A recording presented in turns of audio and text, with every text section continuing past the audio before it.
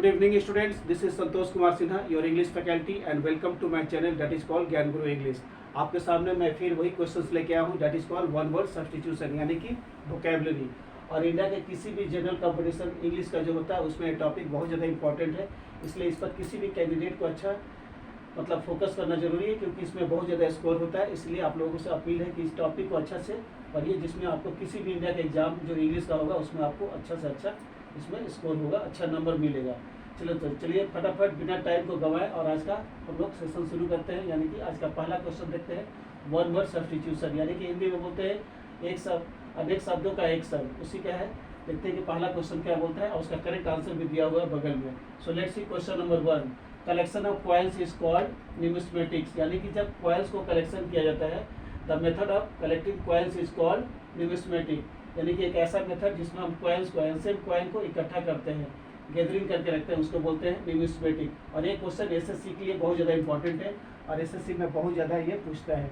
SSC के कोई भी एग्जाम्स हो, चाहे सीजीएल हो चाहे सीएचएसएल हो, मतलब एसएससी में मेनली ये बहुत ज़्यादा पूछता है। Once again let us see the name of the question, collection of coins is called numismatic. इसलिए इस क्वेश्चन को आप लोग को अच्छा से याद कर लेना है। जो लोग या कलेक्शन कॉइन का कलेक्शन करने का जो मेथड है that is called numismatic. Now let's see question number 2, science of sound of speech is called phonetic. यानी कि sound of speech is called phonetics. यानी कि phonetic is the study where we study about sound. Phonetic एक ऐसा study है जहां हम लोग साउंड के बारे में स्टडी करते हैं। और ये जो क्वेश्चन नंबर 2 है ये भी एसएससी पॉइंट ऑफ व्यू से बहुत ज़्यादा इंपॉर्टेंट है। एक बार और देखते हैं, science of sound of speech is called phonetics. तो फोनेटिक्स से क्वेश्चन बहुत ज़्यादा आता है। चलिए देखते हैं कि क्वेश्चन नंबर 3 क्या बोलता है हमारा आज का। क्या बोलता है, one who brings cases in the court is called plaintiff. यानी कि एक ऐसा व्यक्ति जो कोर्ट में केस को लाता है उसको बोलते हैं प्लेंटिफ, यानी कि केस करता। Now let's see question number 4, a humorous imitation of a person's activity is called mimicry. Mimicry मतलब एक ऐसा व्यक्ति जो दूसरों का नकल करता है, सेम हूबहू आवाज जो निकालता है उसको बोलते हैं मिमिक्री। एक बार और देखते हैं, a humorous imitation of a person's activity is called mimicry, मतलब दूसरों का आवाज निकालना एकदम सेम। फिफ्थ में बोलता है, a medicine use for sleeping is called narcotic. यानी कि एक ऐसा मेडिसिन जिससे नींद आता है उसको बोलते हैं नर्कोटिक।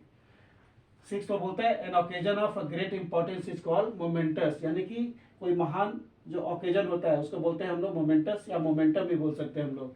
सेवन में बोलता है, a person who compiles dictionary is called lexicographer. यानी कि एक ऐसा व्यक्ति जो डिक्शनरी को संग्रह करते हैं उसको बोलते हैं लेक्सिकोग्राफर। और ये भी एग्जाम इंडिया का किसी भी एसएससी एग्जाम्स में जरूर पूछता है। Once again, a person who compiles dictionary is called lexicographer.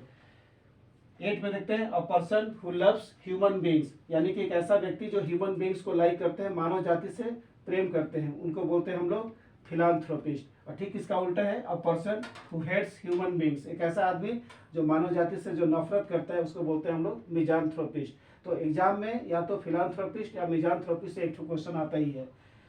9th में बोलता है, 10th में बोलता है, a child born after the death of his parents is called. Parents mainly हम लोग बोलते हैं फादर। एक ऐसा बच्चा जो फादर के मरने के बाद जन्म लेता है उसको बोलते हैं पोस्टमस चाइल्ड। एक बार और देखते हैं, a child born after the death of its parents नहीं लिख करके फादर लिखेंगे तो अच्छा रहेगा, ऐसे a child born after the death of its father is called posthumous child. और ये जो क्वेश्चन है ना पोस्टमस चाइल्ड, ये भी इंडिया के किसी भी जनरल कंपटीशन में पूछता है। A child born after the death of its father is called posthumous child. Posthumous child exam में पूछता है। तो चलिए देखते हैं कि हम लोग अगला क्वेश्चन यानी कि वन वर्ड सब्स्टिट्यूशन से क्या क्या बोलता है। चलिए देखते हैं कि हम लोग अगला क्वेश्चन यानी कि वन वर्ड सब्स्टिट्यूशन से क्या बोलता है। यहाँ पर कुछ क्वेश्चंस है ना स्पेशलिस्ट से, यानी कि जो बीमारी है उसके जो स्पेशलिस्ट होते हैं उन्हीं से कुछ क्वेश्चंस मैं लिखा हूँ।